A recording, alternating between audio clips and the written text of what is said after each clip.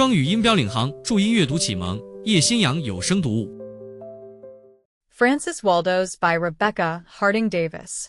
A remembrancer of Brittany for the best fellow traveler in the world. Frances Waldeaux. Chapter 1. In another minute the Kaiser Wilhelm would push off from her pier in Hoboken. The last bell had rung. The last uniformed officer and white-jacketed steward had scurried up the gangway. The pier was massed with people who had come to bid their friends goodbye. They were all Germans, and there had been unlimited embracing and kissing and sobs of "Ach, mein lieber Schatz," and Goppi Dick. Now they stood looking up to the crowded decks, shouting out last fond words. A band playing "The Merry Maiden and the Tar" marched on board. The passengers pressed against the rails, looking down. Almost everyone held flowers which had been brought to them. Not costly bouquets, but homely bunches of marigolds or pinks. They carried, too, little German or American flags, which they waved frantically. The gangways fell, and the huge ship parted from the dock. It was but an inch, but the whole ocean yawned in it between those who went and those who stayed. There was a sudden silence. 1,000 handkerchiefs fluttered white on the pier, and the flags and flowers were waved on the ship. But there was not a cry nor a sound. James Perry, one of the dozen Americans on board, was leaning over the rail watching it all with an amused smile. "Hello." "What's?" he called, as another young man joined him. "Going over? Quite dramatic, isn't it? It might be a German ship going out of a German port." The other liner set off in as commonplace a way as a Jersey City ferryboat. But these North German Lloyd ships always sail with a certain ceremony and solemnity. "I like it. I always cross on them," said Dr. Watts. "I have but a month's vacation, 2 weeks on board ship, 2 on land. Now you, I suppose, don't have to count your days? You cross every year. I can't see, for my part, what business the assistant editor of a magazine has abroad." "Oh, we make a specialty of articles from notorieties over there, statesmen, scientific fellows, or people with titles. I expect to capture a paper from Lorne and some sketches by the Princess Beatrice this time." "Lorne? It throws you into contact with that sort of folk." Said the doctor, looking at him enviously. "How do they strike you, Jem?" "Well," said Perry importantly, "well-bred people are the same the world over. I only see them in a business way, of course, but one can judge. Their voices are better than ours. But as to looks, no. It's queer. But American women, the wives and daughters of saddlers or farmers, perhaps have more often the patrician look than English duchesses. Now there, for example, warming to the subject, that woman to whom you bowed just now, the middle-aged one in blue cloth, some Mrs. Smith or Pratt, probably, a homely woman, but there is a distinction in her face, a certain surety of good breeding, which is lacking in the heavy-jawed English royalties." "Yes, that is a friend of mine," said Watts. "She is a Mrs. Waldeaux from Weir, in Delaware. You could hardly call her a typical American woman. Old French émigré family. Probably better blood than the Coburgs a few generations back. That priggish young fellow is her son, going to be an Episcopalian minister." Mr. Perry surveyed his friends good-humoredly. "Brand new rugs and cushions," he said. "First voyage. Heavens! I wish it were my first voyage, and that I had their appetite for Europe." "You might as well ask for your relish of the bread and butter of your youth," said Watts. The two men leaned lazily against the bulwark watching the other passengers who were squabbling about trunks. Mr. Perry suddenly stood upright as a group of women passed. "Do you know who that girl is?" he said eagerly. "The one who looked back at us over her shoulder." "No. They are only a lot of schoolgirls, personally conducted. That is the teacher in front." "Of course, I see that. But the short, dark one, surely I know that woman." The doctor looked after her. "She looks like a dog turning into a human being," he said leisurely. "One often sees such cases of arrested evolution. Do you see? Thick lips, coarse curls, flat nostrils. Perry laughed. The eyes, anyhow, are quite human, he said. They challenge the whole world of men. I can't place her, staring after her, perplexed. I really don't believe I ever saw her before. Yet her face brings up some old story of a tragedy or crime to me. Nonsense. The girl is not 20. Very fetching with all her vulgarity. Though. Steward. Send some coffee to my stateroom. Let's go down. Jem. The fog is too chilly. Frances Waldeaux did not find the fog chilly. She had been thinking for 30 years of the day when she should start to Europe ever, since she could think at all. This was the day. It was like no other. Now that it had come. The fog. The crowd. The greasy smells of the pier. All familiar enough yesterday. Took on a certain remoteness and mystery. It seemed to her that she was doing something which nobody had ever done before. She was going to discover the old world. The new was not more tremendous or unreal before the eyes of Columbus, when he, too, stood on the poop of his ship. Her son was arguing with the deck steward about chairs. Now, Mother, he said at last, it's all right. They are under cover so that the glare will not strain your eyes. And we can keep dry while we watch the storms. How did you know about it all? One would think you had crossed a dozen times. George. Oh. I've studied the whole thing up thoroughly, George said, with a satisfied little nod. I've had time enough. Why? When I was in petticoats, you used to tell me you would buy a ship, and we would sail away together. You used to spoil all my school maps with red lines, drawing our routes. Yes. And now we're going, said Frances to herself. He sat down beside her, and they watched the unending procession of passengers marching around the deck. George called her attention by a wink to any picturesque or queer figure that passed. He liked to watch her quiet brown eyes gleam with fun. Nobody had such a keen sense of the ridiculous as his mother. Sometimes, at the mere remembrance of some absurd idea, she would go off into soft, silent paroxysms of laughter until the tears would stream down her cheeks. George was fond and proud of his childish little mother. He had never known anybody, he thought, so young or so transparent. It was easily understood. She had married at 16, and had been left a widow little more than a year afterward. And I, he used to think, was born with an old head on my shoulders. So we have grown up together. I suppose the dear soul never had a thought in her life, which she has not told me. As they sat together, a steward brought Mrs. Waldeaux a note, which she read, blushing and smiling. The captain invites us to sit at his table, she said, when the man was gone. Very proper in the captain, said George complacently. You see, Madame Waldeaux, even the men who go down in ships have heard of you and your family. I don't believe the captain ever heard of me, she said, after grave consideration, nor of the Waldeaux. It is much more likely that he has read your article in the Quarterly, George. Nonsense. But he stiffened himself up consciously. He had sent a paper on some abstruse point of sociology to the Quarterly last spring, and it had aroused quite a little buzz of criticism. His mother had regarded it very much as the Duchess of Kent did the crown when it was set upon her little girl's head. She always had known that her child was born to reign, but it was satisfactory to see this visible sign of it. She whispered now, eagerly leaning over to him. There was something about that paper which I never told you. I think I'll tell you now that the great day has come. Well, why?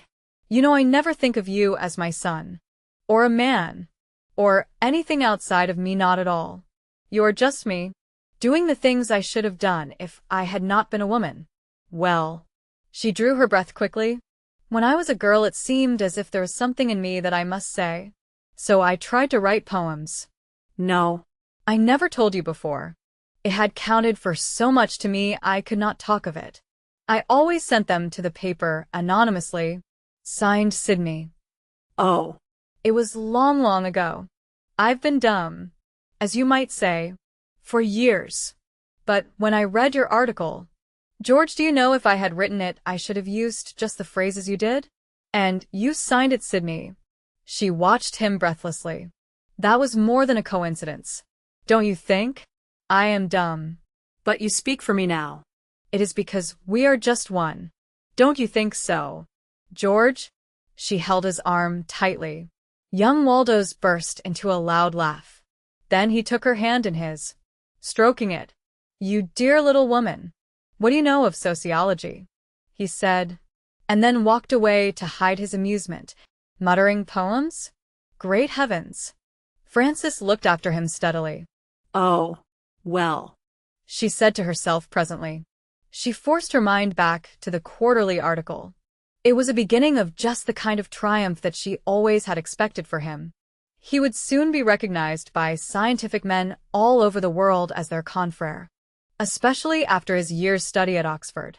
When George was in his cradle, she had planned that he should be a clergyman, just as she had planned that he should be a well-bred man, and she had fitted him for both roles in life, and urged him into them by the same unceasing soft pats and pushes. She would be delighted when she saw him in white robes serving at the altar. Not that Frances had ever taken her religion quite seriously. It was like her gowns, or her education, a matter of course, a trustworthy, agreeable part of her. She had never once in her life shuddered at a glimpse of any vice in herself, or cried to God in agony, even to grant her a wish. But she knew that Robert Waldeau's son would be safer in the pulpit. He could take rank with scholars there, too. She inspected him now anxiously, trying to see him with the eyes of these Oxford magnates. Nobody would guess that he was only 22. The bald spot on his crown and the spectacles gave him a scholastic air, and the finely cut features and a cold aloofness in his manner spoke plainly, she thought, of his good descent and high pursuits. Frances herself had a drop of vagabond blood which found comrades for her among every class and color. But there was not an atom of the tramp in her son's well-built and fashionably clothed body. He never had had a single intimate friend even when he was a boy. He will probably find his companions among the great English scholars, she thought complacently. Of course she would always be his only comrade, his chum. She continually met and parted with thousands of people. They came and went. But George and I will be together for all time, she told herself. He came up presently and sat down beside her, with an anxious, apologetic air. It hurt him to think that he had laughed at her. That dark haze is the Jersey shore, he said. How dim it grows. Well, we are really out now in the big world. It is so good to be alone there with you, he added, touching her arm affectionately. Those cynical old men boys at Harvard bored me. I don't bore you. Then, George. You. He was very anxious to make her forget his roughness.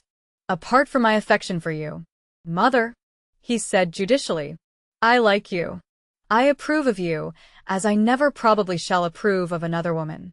Your peculiarities, the way your brown hair ripples back into that knot, surveying her critically, and the way you always look as if you had just come out of a bath, even on a grimy train, and your gowns, so simple and rich. I confess, he said gravely, I can't always follow your unsteady little ideas when you talk. They frisk about so. It is the difference probably between the man's mind and the woman's. Besides, we have been separated for so many years. But I soon will understand you. I know that while you keep yourself apart from all the world, you open your heart to me. Wrap the rug about my feet, George, she said hastily, and then sent him away upon an errand, looking after him uneasily. It was very pleasant to hear her boy thus formally sum up his opinion of her. But when he found that it was based upon a lie, for Frances, candid enough to the world, had deceived her son ever since he was born. George had always believed that she had inherited a fortune from his father. It gave solidity and comfort to his life to think of her in the stately old mansion on the shores of Delaware Bay, with nothing to do except to be beautiful and gracious, as befitted a well-born woman. It pleased him, in a lofty, generous way, that his father, whom she had taught him to reverence as the most chivalric of gentlemen, had left him wholly dependent upon her. It was a legal fiction, of course. He was the heir of the crown prince. He had always been liberally supplied with money at school and at Harvard. Her income was large. No doubt the dear soul mismanaged the estates fearfully, but now he would have leisure to take care of them. Now. The fact was that Colonel Waldeaux had been a drunken spendthrift who had left nothing. The house and farm always had belonged to his wife. She had supported George by her own work all of his life. She could not save money, but she had the rarer faculty of making it. She had raised fine fruit and flowers for the Philadelphia market. She had traded in high breeds of poultry and cattle, and had invested her earnings shrewdly. With these successes, she had been able to provide George with money to spend freely at college. She lived scantily at home, never expecting any luxury or great pleasure to come into her own life. But 2 years ago, a queer thing had happened to her. In an idle hour, she wrote a comical squib and sent it to a New York paper. As everybody knows, fun, even vulgar fun, sells high in the market. Her fun was not vulgar, but coarse and biting enough to tickle the ears of the common reader. The editor offered her a salary equal to her whole income for a weekly column of such fooling. She had hoarded every penny of this money. With it she meant to pay her expenses in Europe and to support George in his year at Oxford. The work and the salary were to go on while she was gone. It was easy enough to hide all of these things from her son while he was in Cambridge and she in Delaware. But now? What if he should find out that his mother was the Quig of the New York, a paper which he declared to be unfit for a gentleman to read? She was looking out to sea and thinking of this when her cousin, Miss Vance, came up to her. Miss Vance was a fashionable teacher in New York who was going to spend a year abroad with 2 wealthy pupils. She was a thin woman, quietly dressed, white hair and black brows, with gold eyeglasses bridging an aquiline nose, gave her a commanding, inquisitorial air. "Well, Frances," she began briskly, "I have not had time before to attend to you. Are your bags hung in your stateroom?" "I haven't been down yet," said Mrs. Waldeaux meekly. "We were watching the fog and the sun." Fog. "Mercy on me. You know you may be ill any minute. And your room not ready. Of course. You did not take the bromides that I sent you a week ago?" No. "Clara." Miss Vance glanced at her. "Well, just as you please. I've done what I could. Let me look at your itinerary. You will be too ill for me to advise you about it later." Oh. "We made none," said George gaily, coming up to his mother's aid. "We are going to be vagabonds, and have no plans. Mother's soul draws us to York Cathedral, and mine to the National Gallery. That is all we know." "I thought you had given up that whim of being an artist?" said Miss Vance, sharply facing on him. Young Waldeaux reddened. "Yes, I have given it up. I know as well as you do that I have no talent. I am going to study my profession at Oxford, and earn my bread by it." "Quite right. You never would earn it by art," she said decisively. "How long do you stay in York, Frances?" Oh. A day. "Or a month or years?" "As we please," said Frances, lazily turning her head away. She wanted to set Clara Vance down in her proper place. Mrs. Waldeaux abhorred cousinly intimates, people who run into your back door to pry into the state of your larder or your income. But Miss Vance, as Frances knew, unfortunately held a key to her back door. She knew of George's wretched daubs, and his insane desire, when he was a boy, to study art. He gave it up years ago. Why should she nag him now about it?